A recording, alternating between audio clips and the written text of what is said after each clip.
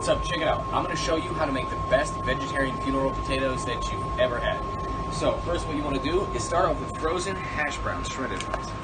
Right, take them and put them in your pan that you're going to use for this process.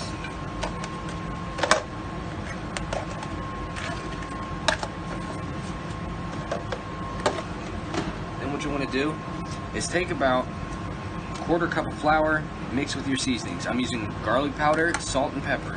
That's it, with flour.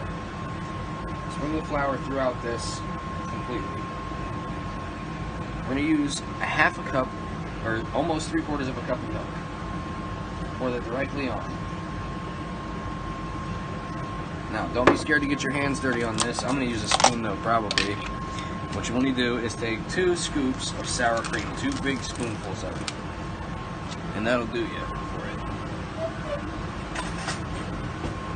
So, 2 big spoonfuls. We're actually going to go 3 this time. Nah, that's probably enough. 2 big heaping spoonfuls. Okay. And what you want to do is take and mix your cheese in. Now for this, I have half a bag of cheddar cheese. I have Velveeta pieces cut up. This all goes in here.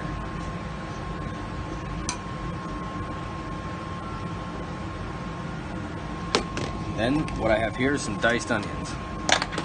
Add those in there as well. It's about a quarter of a diced onion.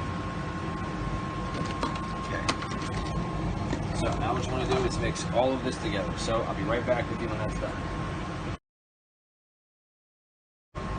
Alright, so once that's all mixed up and you got the cheese pretty decently mixed in there, cut up your little Velveeta chunks. And also, by the way, this was half of a bag of frozen hash browns. You want to take a can of Campbell's cheddar cheese cooking soup, and you want to use about half of this. You're going to need a little bit more milk at this stage. The amount of milk you need is about a quarter of a cup. And you should have a little bit of built up milk in there. You want to use about half a can of this. Just scoop it right in there. Pour your milk right on top. And then mix this in even more. This should be just a hair soupy. And this will cook down as it cooks. So once that's nice and mixed in there now, and you shouldn't see any clumps of flour in here if you did this the way I did.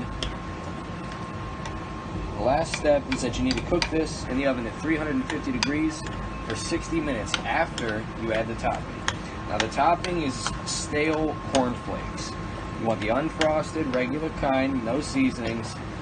And you want to leave the bag open for a couple days and let them get kind of stale. That way they can crisp up real nice.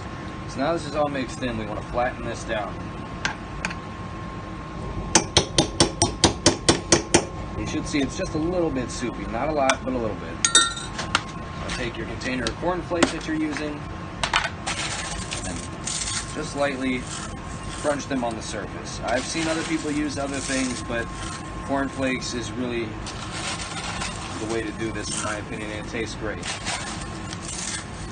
Once they're on there, you want to spread them evenly coated throughout this and kind of push down until so they can soak up a little of that stuff. And don't be afraid to get your hands dirty. Wash your hands in the sink when it's ready.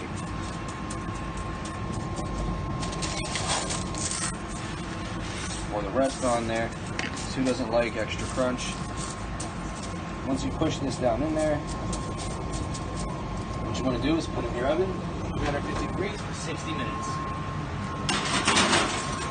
See you in a second. Okay, now that it's done cooking, we have 48 seconds left to go, so we're going to take it out a little bit early. And this should be nice, crispy, and ready to go. I'll have to let it cool for a little bit though. Oh yeah, that looks good. So let this cool for a little bit. You can see it bubbling right here. Oh yeah, that's piping hot. Alright, so here's the first scoop. Let's see how it is. It's cooled down for a few minutes, so let's see how it goes. Looks like it's pretty decently held together. What do you think about the potatoes? They're good. Kick this back over here. It tastes like peanut potatoes? It tastes like potatoes with a lot of cheese. Yeah. It might be a little bit too much onion. Alright, what do you think?